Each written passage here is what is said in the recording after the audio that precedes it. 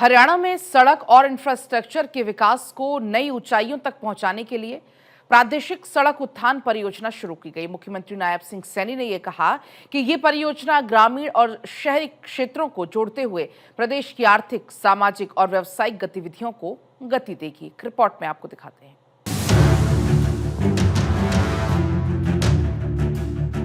किसी भी प्रदेश के विकास में सड़कों का योगदान सबसे अधिक होता है। हरियाणा में सड़क बुनियादी ढांचे को सुदृढ़ करने के उद्देश्य से प्रादेशिक सड़क उत्थान परियोजना शुरू की गई।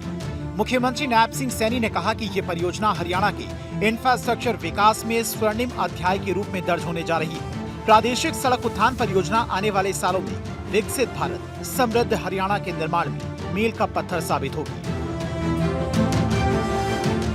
यह परियोजना आने वाले वर्षों में विकसित भारत, विकसित हरियाणा के निर्माण में एक मील का पत्थर साबित होगी।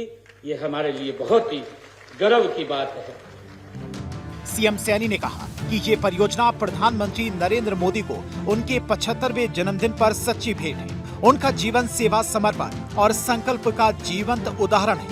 फेंस कॉरिडोर से लेकर फ्रंट कॉरिडोर तक, भारतमाला से लेकर सागर माला तक रोडवेज, रेलवे और एयरवेज कनेक्टिविटी का जाल पूरे देश में फैलाने के लिए प्रधानमंत्री मिशन मोड पर काम कर रहे हैं।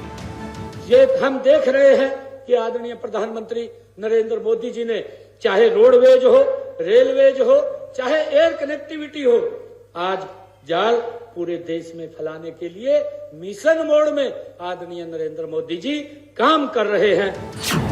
सीएम सैनी ने कहा 28,651 करोड़ रुपए की लागत से 43,703 किलोमीटर सड़कों का सुधार, 2,534 करोड़ रुपए की लागत से 2,417 किलोमीटर नई सड़कों का निर्माण, पीएमजीएसवाई से 1,077 करोड़ रुपए की लागत से 2,432 किलोमीटर सड़कों का निर्माण, प्रदेश में 759 रेलवे क्रॉसिंग, जिनमें से 592 मानव संचालित, 167 स्वचालित, लगभग 2,000 करोड़ रुपए की लागत से 97 रेलवे फ्लाईओवर और अंडरपास का निर्माण, 1,026 करोड़ रुपए की लागत से 47 रेलवे फ्लाईओवर और अंडरपास का कार्य प्रगति पर है। जबकि कांग्रेस के 10 वर्ष के कार्यकाल में केवल 51 रेलवे फ्लाईओवर और अंडरपास पुलों का निर्माण हुआ था।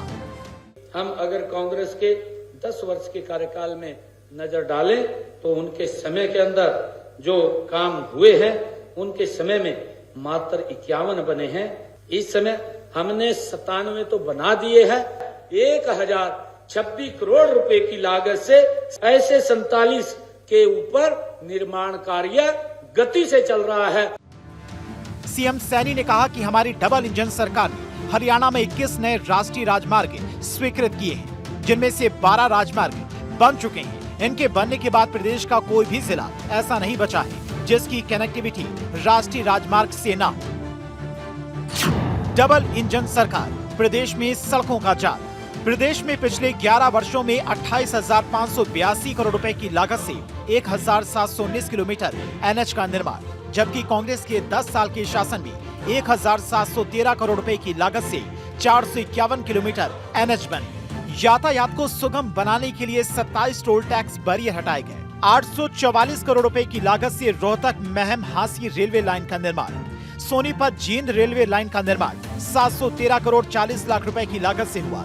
रोहतक में देश की पहली एलिवेटेड रेलवे लाइन का निर्माण, कुरुक्षेत्र शहर में एलिवेटेड रेलवे लाइन का कार्य 265 करोड़ रुपए की लागत से प्रगति पर है। सोनीपत के बड़ी में 483 करोड़ 64 लाख रुपए की लागत से रेल कोच रिपेयर फैक्ट्री स्थापित।